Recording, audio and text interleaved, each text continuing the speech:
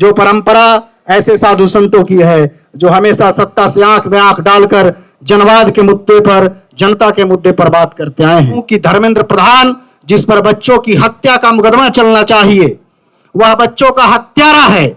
नरेंद्र मोदी की सरकार बच्चों की हत्यारा है और अपने जिम्मेदारियों से भाग रही है। ऐसे ही सरकार से आप सवाल पूछते हैं, आप एंटी नेशनल हो जाते हैं, आप एंटी हिंदू हो जाते हैं। ये कहने के लिए आया हूं कि आप लोगों को निराश होने की बात नहीं है, ये छोटी मांग है। धर्मेंद्र प्रधान का इस्तीफा तो होना ही है। डरे हुए नहीं, मरे हुए हैं वो। डटे रहिए, और ये कुछ नहीं है, इसको तो जाना ही है। और मोदी जी को मैं कहना चाहता हूं कि आप अमित शाह को छोड़िए, अपने भी चुपचाप कहते हैं कि हम झोला लेके हैं, झोला लेके चले जाइए, जहां जाना हो कृपया चले जाइए। ये बता कि काफिला क्यों लुटा, मुझे रह जनों से गिला नहीं, तेरी रहबरी का सवाल है। भारत के शिक्षा मंत्री श्री धर्मेंद्र प्रधान की यह जिम्मेदारी थी कि नीट की परीक्षा हो। आप सबको और मीडिया को देखकर आश्चर्य लगेगा कि ये साधु संत इस मंच पे क्या कर रहे हैं। दरअसल साधु संतों की परिभाषा पूंजीवादी शक्तियों ने और सरकारों ने बहुत सीमित कर दी है। साधु संतों की परिभाषा हो गई है सत्ता का चारण बनना, सत्ता का भाट बनना। लेकिन ऋषियों की यह परंपरा रही है। वेन, एक राजा, पौराणिक कथा में एक वेन है जो बहुत अत्याचारी राजा है। ऋषियों ने हुंकार भरी और वेन पदच्युत हो जाता है। ऐसे साधु संतों को, ऐसे गुरुओं की आवश्यकता है। एक बहुत हमारे भारतीय वांग्मय में एक प्रसिद्ध ग्रंथ है योग वासिष्ठ। योग वासिष्ठ में गुरु की परिभाषा महर्षि वशिष्ठ बताते हैं कि सच्चा गुरु कौन है। ये टीवी पर मुर्गे के जैसे लड़ रहे संगठन विशेष के दलाल, या जो जनवादी मुद्दों के साथ, जनता के मुद्दों के साथ जो हमेशा से खड़े हैं, वह परंपरा एक परंपरा है जो स्वामी सहजानंद की परंपरा है। जिस परंपरा के आपके समक्ष बैठे हुए हैं स्वामी शिवानंद, जिस परंपरा के संवाहक थे प्रोफेसर जीडी अग्रवाल उर्फ स्वामी सानंद, जिस परंपरा के संवाहक थे स्वामी निगमानंद, जिस परंपरा के संवाहक हमारे मित्र गुरु भाई हैं आत्मबोधानंद, वह परंपरा है जो जनता के साथ खड़ी होती है, सत्ता के साथ खड़ी नहीं होती है। सच्चा गुरु, सच्चा साधु, सच्चा ऋषि, सच्चा मनीषी, सच्चा सामाजिक कार्यकर्ता हमेशा जनता के साथ खड़ा होता है, सत्ता के साथ खड़ा नहीं होता है। योग वशिष्ठ का श्लोक, माफ कीजिएगा संस्कृत आपके समझ में ना आए तो मैं हिंदी में कह दूंगा। योग वशिष्ठ का श्लोक है कि सच्चा गुरु कौन है। तो महर्षि वशिष्ठ ने कहा, शिष्य प्रज्ञा एवं बोधस्य कारणम गुरुवाक्यतः निर्वत्यंत जनः प्रमादतः स्वयं च निष्पाप पथे प्रवर्तते गुणातीतत्वं हितमिक्षुरंगिनाम शिवार्थिनाम यम स गुरु निर्गद्यते। जो दूसरे को गलत करने से रोकता हो, जो स्वयं निष्पाप के रास्ते पर चलता हो, जनहित और दीन दुखियों के कल्याण की कामना का तत्वबोध कराते रहता हो, तथा निस्वार्थ भाव से शिष्य के जीवन के कल्याण के पथ पर अग्रसर हो। इसलिए आज जो लोग सत्ता के चारण बने हुए हैं, सत्ता के भाट बने हुए हैं और अपने आप को बड़ा गुरु, बड़ा धर्म वेत्ता समझ करके भारत के मीडिया में, समाचार चैनलों में और नानाविध प्रचार के माध्यमों में अपने को प्रचारित करते हैं, उनको भी समझने जानने की आवश्यकता है और उस परंपरा को संरक्षित, संवाहित करने की आवश्यकता है जो परंपरा स्वामी सहजानंद की है, जो परंपरा ऐसे साधु संतों की है जो हमेशा सत्ता से आंख में आंख डालकर जनवाद के मुद्दे पर, जनता के मुद्दे पर बात करते आए हैं। मैं बहुत ज्यादा बात नहीं कहते हुए मैं अपनी पूरी सहमति पूज्य गुरुदेव के संरक्षण में देता हूं कि धर्मेंद्र प्रधान जिस पर बच्चों की हत्या का मुकदमा चलना चाहिए, वह बच्चों का हत्यारा है। नरेंद्र मोदी की सरकार बच्चों की हत्यारा है और अपने जिम्मेदारियों से भाग रही है। और मैं पटकथा जो सुदामा पांडे धूमिल की एक कविता है, उसके कुछ अंशों को पढ़कर अपने वाणी को विराम दूंगा। हर तरफ धुआं है, हर तरफ कुहासा है, जो दांतों और दलदलों का दलाल है वही देशभक्त है। अंधकार में सुरक्षित होने का नाम है तटस्थता। यहां कायरता के चेहरे पर सबसे ज्यादा रक्त है। जिसके पास थाली है, हर भूखा आदमी उसके लिए सबसे भद्दी गाली है। हर तरफ कुआं है, हर तरफ खाई है। यहाँ सिर्फ वह आदमी देश के करीब है जो या तो मूर्ख है या फिर गरीब है। मैं जानता हूं जैसे ही सरकार से आप सवाल पूछते हैं, आप एंटी नेशनल हो जाते हैं, आप एंटी हिंदू हो जाते हैं, आप न जाने बला बला क्या हो जाते हैं। तो आप सबको क्रांतिकारी प्रणाम, क्रांतिकारी सलाम करते हुए इनकलाब जिंदाबाद, धर्मेंद्र प्रधान इस्तीफा दो, पूज्य गुरुदेव के हाथ में मैं माइक देता हूं।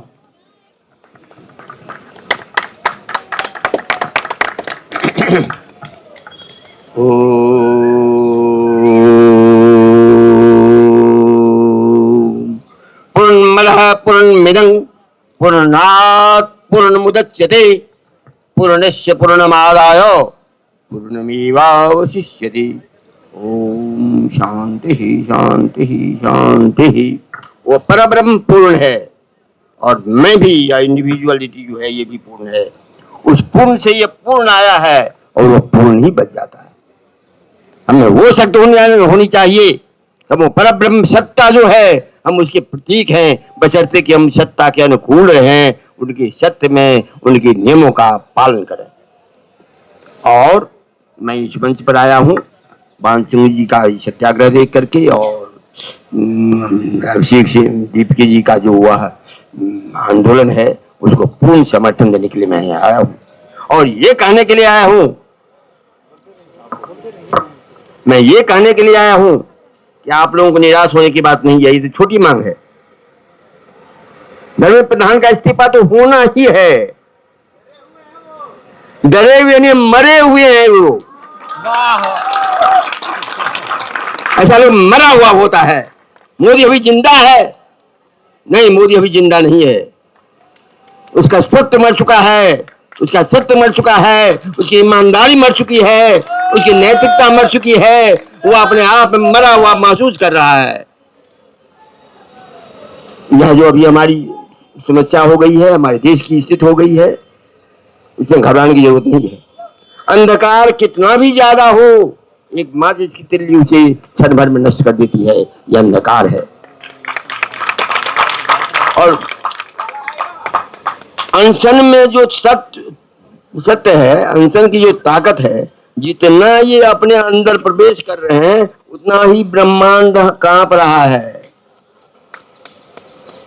और ब्रह्मांड कांप नहीं रहा है उतना ही उन व्यक्तियों को हृदय में दहशत हो रही है।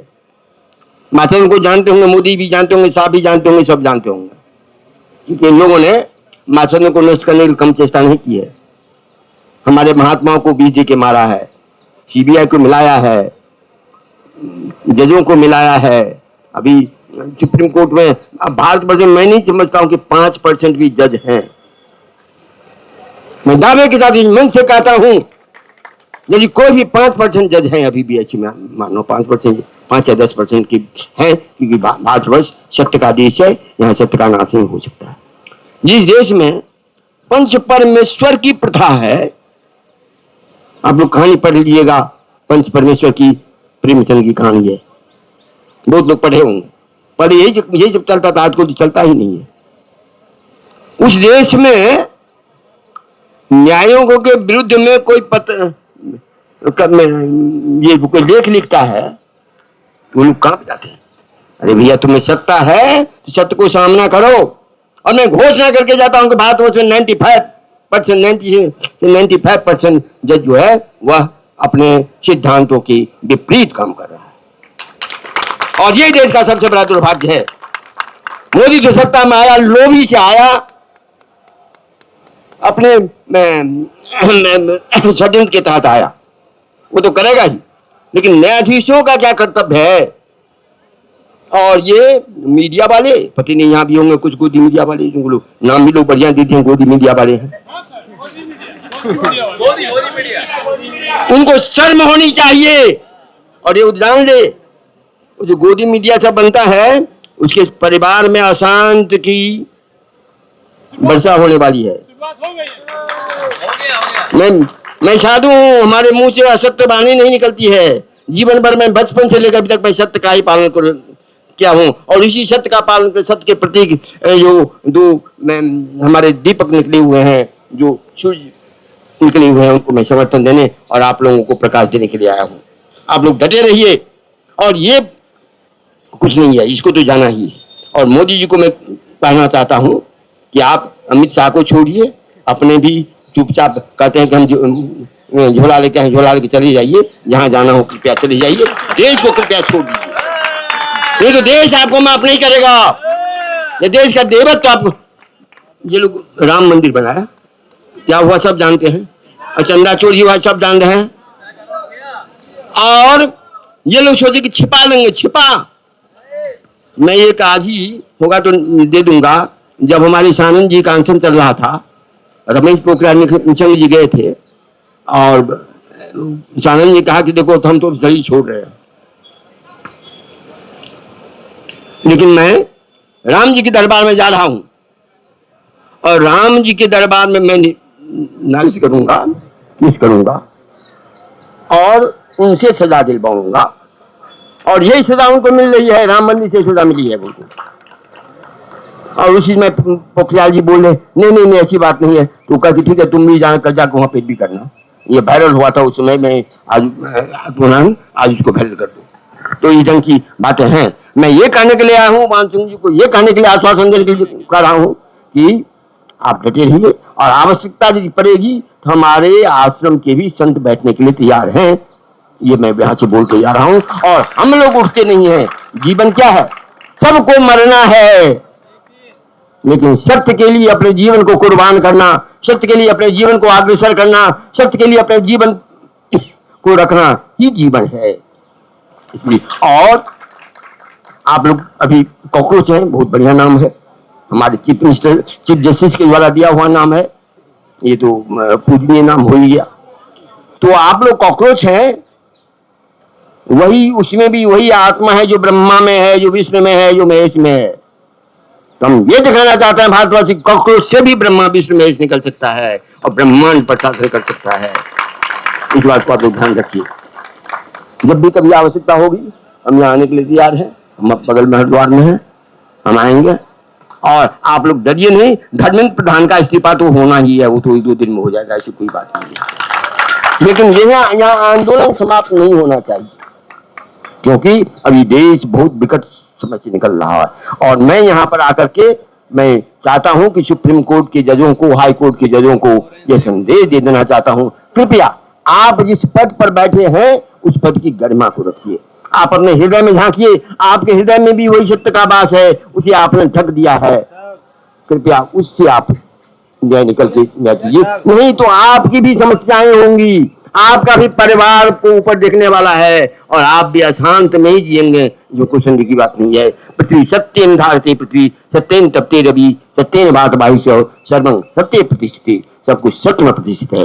इसलिए सत्यमेव जयत्नानितम, सत्येन पंथा वित्तु दिव्यानाम, या सत्य का पथ है और सत्य पर ही चलता है। और आप लोगों को अनुरोध है, सत्य को धारण कीजिए, ब्रह्मचर्य को धारण कीजिए, ईमानदारी को धारण कीजिए, अपने कर्तव्य पर पढ़ते रहिए, ईमानदारी से पढ़िए। और जिस बच्चे को आत्महत्या करनी पड़ी है वो बहुत ही दुखद चीज है। और इसके लिए हमारे देश का वो इतिहास है कि एक रेल दुर्घटना हो गई, उसमें रेल मंत्री का कोई दोष नहीं होता है।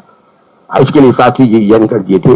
जिस देश में ऐसी परंपरा है उस देश में राजनाथ का था, ये यूपी में होता था, हमारे यहाँ विजयन देने की परंपरा नहीं। ये डूब के मर जाओ, ये शब्द निकलते समय तुम चुल्लू भर पानी में डूब के मर जाता तो ये बेटर था। तो ऐसी आप लोग डरिए नहीं, डरने की बातें नहीं है, डरने तो आप लोग डरते ही नहीं है, लेकिन धैर्य रखिए, क्योंकि धैर्य बहुत बड़ा चीज है। और धैर्य यदि रखेंगे तो आप लोग जीतेंगे और जीत करके पूरे भारतवर्ष को अभी की इस जो स्थिति है, अभी का जो डार्कनेस है, इससे दूर करके सत्य का के प्रकाश में भारतवर्ष अपने संविधान के अनुकूल चले। हमारा संविधान बहुत ही सराहनीय है, पूजनीय है, तदनुकूल, क्योंकि अभी संविधान नहीं है। इसलिए मैं आप लोगों से बार बार कहूंगा कि आप समझिए कि हम ही ब्रह्म हैं, हम ही ब्रह्मा हैं, हम ही विष्णु हैं, हम ही महेश हैं। बजते कि हम सत्य में रहें, ब्रह्मचर्य में रहें, तप में रहें, ईमानदारी में रहें, नैतिकता में रहें, और पूरा ब्रह्मांड हमारी आत्मा है, हमसे बिलक कोई नहीं है। या इस भाव को रखें, क्योंकि भेदभाव का जो भाव होता है वो नाश करने वाला होता है। मैं ज्यादा कहूंगा नहीं, आप लोगों का ज्यादा समय लूंगा नहीं, लेकिन पुनः मैं इस बात को कहता हूँ कि आप लोग डटे रहिए और भारतवर्ष को आह्वान की यहाँ पर कि भारतवर्ष को नई स्वतंत्रता दिलाने के लिए हमारी आपकी जो कॉकरोच सेना है, समझे दीप्ति जी, आप इसको ये करके और पूरा भारतवर्ष को आगे बढ़ाइए। पूरा भारतवर्ष आपके साथ है, ब्रह्म आपके साथ है, जहाँ सत्य है वहाँ ही सब कुछ है। और आप लोग यहाँ तो किसी को आमंत्रण नहीं मिला है, यही एक मंच है जहाँ किसी को आमंत्रण नहीं मिला है, सब अपने आप आता है, वो सत्य का ही प्रकाश होता है। सत्य के प्रकाश में ही लोग आता है, अंधकार में कोई अपने आप नहीं आता है। तो यह सत्य का प्रकाश प्रज्वलित होगा और हमारा देश कौन के पूरे विश्व को हम लोग मार्गदर्शन करेंगे, ऐसी आशा है।